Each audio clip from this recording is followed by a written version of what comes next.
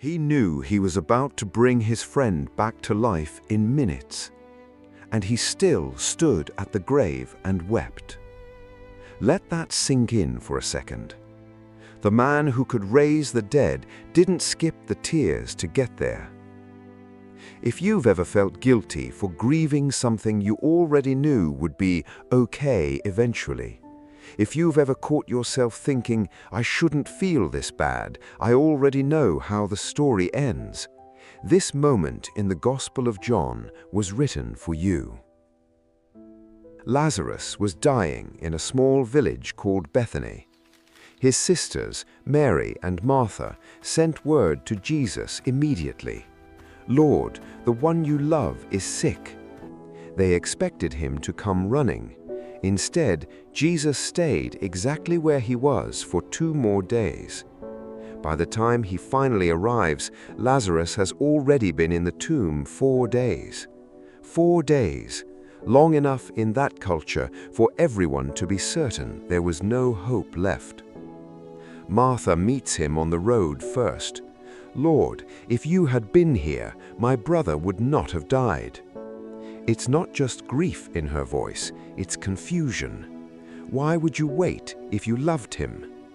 Jesus tells her plainly, "Your brother will rise again." He already knows what he's about to do. He has already said it out loud before he ever reaches the tomb. Then Mary comes and falls at his feet and says the exact same words her sister said. "Lord, if you had been here, my brother would not have died." And she is weeping, and the mourners around her are weeping. And here is the moment nobody expects. John tells us Jesus was deeply moved in spirit and troubled. He asks, "Where have you laid him?"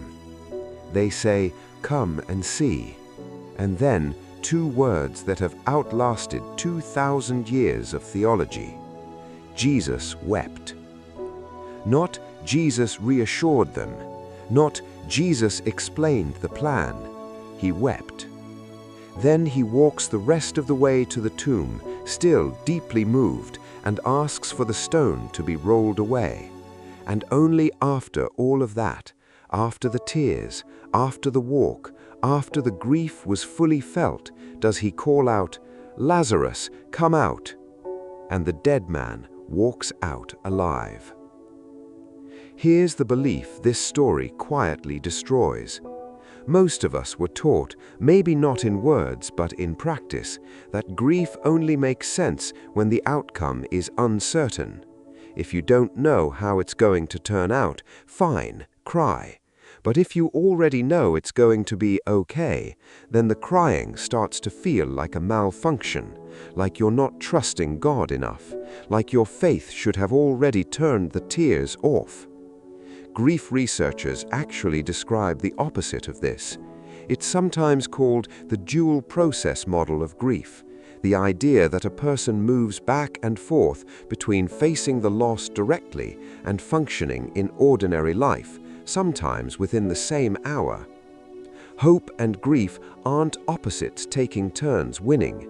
They're 2 things your mind and body are allowed to hold at the same time.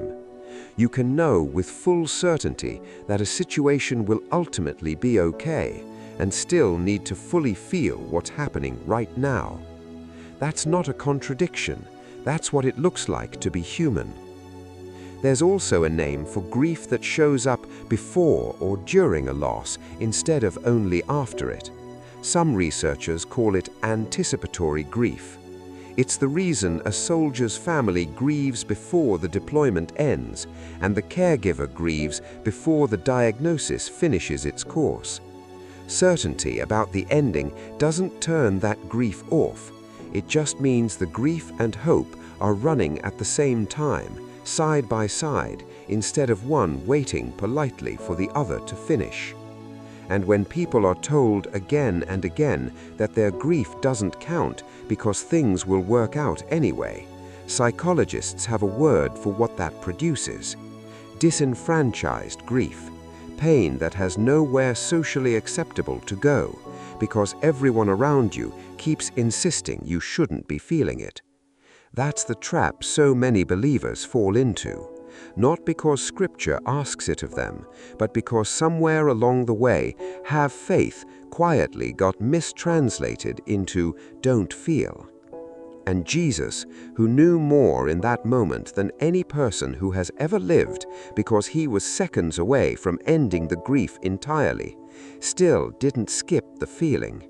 If anyone had an excuse to stay composed, it was him. He didn't take it. So what were those tears actually about, if not confusion about the outcome?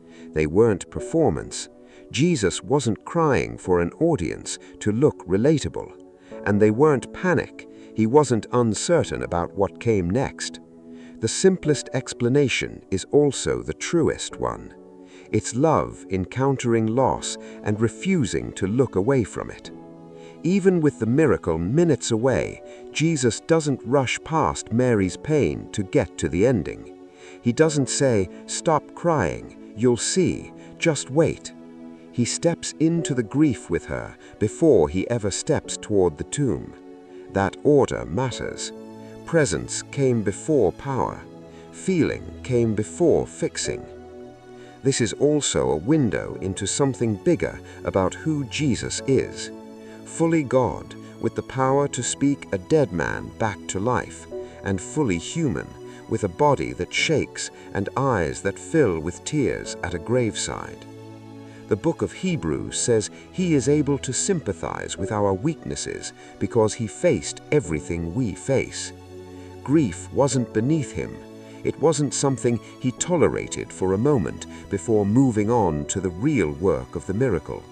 The weeping was the real work too. So if you're carrying something right now that you've already made peace with in your head, but your chest still hurts, you don't need to justify that with uncertainty. You don't owe anyone an explanation for why you're still sad about something that's technically going to be okay. "I know this will work out," and "I am devastated right now" are not competing statements. They can both be fully true at the same time without either one canceling out the other. You are not lacking faith because you are still grieving. Full presence with your pain is not weakness. It may be one of the most human and most godly things you can do. Jesus didn't grieve because he lacked hope. He grieved because he was fully there, fully feeling, fully human, even while fully certain. Maybe that's a marriage you've already released to God, but the ache still visits you at night. Maybe it's a diagnosis you've made peace with spiritually, but your body hasn't caught up yet. Maybe it's a season that's ending exactly the way you prayed it would, and you're still allowed to grieve what it cost you to get here. None of that means your faith is small. It might mean your faith is honest. You're allowed to be there too. So if someone has told you to just move on because it's all going to work out anyway, remember this: Jesus didn't move on. He stopped and he wept with the people he loved before he did anything else. If this gave you permission to feel what you're feeling, subscribe to BibleRisen.